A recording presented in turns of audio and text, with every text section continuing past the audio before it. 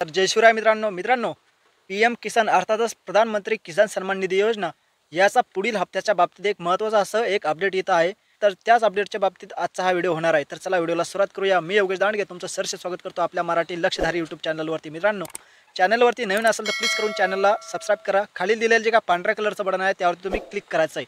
तर चला व्हिडिओला सुरुवात करूया। मित्रांनो, केंद्र शासनाच्या माध्यमातून ॲग्रिस्टॅक नावाचा प्रकल्प इथं देशभरामध्ये राबविला जात आहे। तर याच्यामध्ये ई पीक पाहणीची माहिती, शेतकऱ्याच्या पिकाची माहिती, शेतकऱ्याच्या बाजारभावाची माहिती किंवा मग शेतकऱ्याच्या ज्या गरजा आहेत तर त्याच्या माहिती, शेतकऱ्याच्या कर्जाची माहिती, अर्थात शेतकऱ्याचे जे काय इथं सर्व काही गोष्टींचं जे काय माहिती असते तर ती सगळं माहिती तर एकाच प्लॅटफॉर्मवरती डिजिटाईल केल्या जाणार आहे। त्यासाठी ही इथं योजना इथं राबवण्यात येत आहे। आणि या ॲग्रिस्टॅक योजनेच्या पहिल्या टप्प्याच्या अंतर्गत PM किसानच्या लाभार्थ्यांसाठी नोंदणी करण्यासाठी आवाहन करण्यात आलेले होते। आणि याच्याच अंतर्गत जास्तीत जास्त शेतकऱ्यांनी 31 मार्च 2025 पर्यंत नोंदणी करावी हे सांगण्यात आलेलं होतं। आणि मित्रांनो, याच्या पहिल्या टप्प्याच्या अंतर्गत राज्यातील 1,19,05,84 शेतकऱ्यांची इथं नोंदणी होणे अपेक्षित होते। परंतु आपण बघितलं होतं की 31 मार्च पर्यंत मुदत दिलेली असताना त्यांनी मुदतवाढ केली। 5 एप्रिल पर्यंत ही मुदतवाढ करण्यात आली होती। आणि या मुदतवाढीमध्ये सुद्धा काही भरपूर अशा शेतकऱ्यांनी इथं नोंदणी केली होती।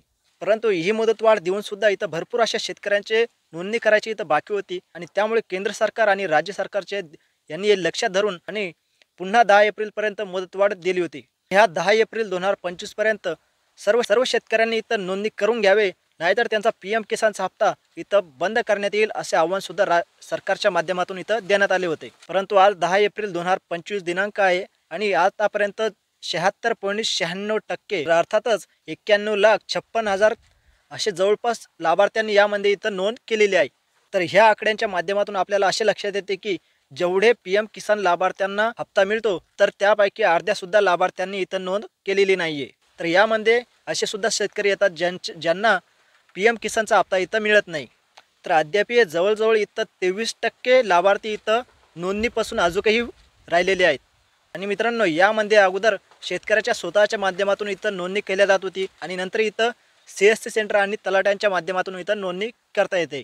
आणि याच्यामध्ये सर्वात जास्त नोंदणी ही CSC सेंटरच्या माध्यमातून करण्यात येत आहे। आणि यामध्ये जवळजवळ 15,000 शेतकऱ्यांनी राज्यभरामध्ये नोंदणी केलेली आहे एका दिवसामध्ये। आणि यामध्ये सर्वात मोठा आकडा म्हणजे नाशिक जिल्ह्याचा आहे आणि ठाणे इतर काही जिल्ह्यात तर ते बॉटमला आहेत। तर असे जवळजवळ 23% शेतकऱ्यांना 10 एप्रिलपर्यंत नोंदणी करून घेण्याचं आव्हान इथं करण्यात आलं होतं, अन्यथा त्यांचा PM किसानचा हप्ता इथं बंद करण्यात येईल असे सांगण्यात आले आहे। मित्रांनो, आपण अगोदरपासूनच याबद्दल इथं सूचना माहिती घेत आहोत।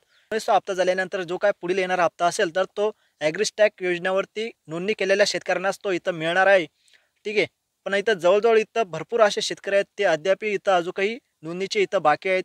आणि शेतकऱ्यांकडून इथं मागणी केली जात आहे की इथं पुन्हा मुदतवाढ इथं भेटावी। आणि यामध्ये काही वेळेस इथं पोर्टलसुद्धा इथं चालत नाही, वेबसाईट हँग होतात आणि यामध्ये सुद्धा फारच वेळ इथं जात असतो। त्यामुळे काही शेतकरी असे इथं त्रस्त होऊन जातात। तरीसुद्धा 76.96% अर्थातच 80% शेतकऱ्यांची सुद्धा इथं यामध्ये नोंदणी झालेली नाही। त्यामुळे सुद्धा इथं सरकारला विचार करावा लागू शकतो की याची वाढ करण्यात यावी, असा सुद्धा ते विचार इथं करू शकतात। परंतु जर का इथं पुन्हा मुदतवाढ इथं मिळाली नाही तर बहुतांश असे शेतकरी असतील जे इथं PM किसानच्या हप्त्यापासून वंचित राहून जातील, त्यांना येणारा हप्ता हा मिळणार नाही। त्यामुळे सर्व शेतकऱ्यांनी इथं दक्षता लक्षात घ्यायची आहे की लवकरात लवकर तुम्ही इथं नोंदणी करून घ्यावी, जेणेकरून तुम्हाला येणारा पुढचा हप्ता हा कंटिन्यू इथं मिळत राहील, ठीक आहे। तर यासाठी तुम्हाला लवकरात लवकर जवळच्या CSC सेंटरवरती जायचं आहे। त्यासाठी तुम्हाला कोणत्याही प्रकारचे जास्त कागदपत्र लागत नाही। त्यासाठी तुम्हाला तुमचा आधार कार्डचा नंबर, त्यासाठी तुम्हाला तुमचे शेतीचा सर्वे नंबर, खाते क्रमांक आणि तुमचा मोबाईल, जेणेकरून ज्याच्यावरती OTP येईल, बस एवढेच तुम्हाला डॉक्युमेंट घेऊन जायचे आहे। यासाठी कोणताही शुल्कसुद्धा इथं लागत नाही। त्यामुळे लवकरात लवकर इथं नोंदणी करून घ्यावी। मित्रांनो, लवकरात लवकर तुमची नोंद करून घ्या, जेणेकरून तुमचा येणारा हप्ता हा बंद होणार नाही, ठीक आहे। आणि ज्या शेतकऱ्यांनी अगोदरच इथं नोंदणी केलेली आहे तर त्या शेतकऱ्यांसाठी इथं एक अपडेशन इथं आलेलं आहे। लवकरात लवकर आपण त्यावरती सुद्धा व्हिडिओ घेणार आहोत, ठीक आहे। तर चला भेटूया पुढच्या व्हिडिओमध्ये। धन्यवाद मित्रांनो। चॅनलवर नवीन असेल तर प्लीज करून चॅनलला सबस्क्राईब करा, ठीक आहे। भेटूया पुढच्या व्हिडिओमध्ये। धन्यवाद।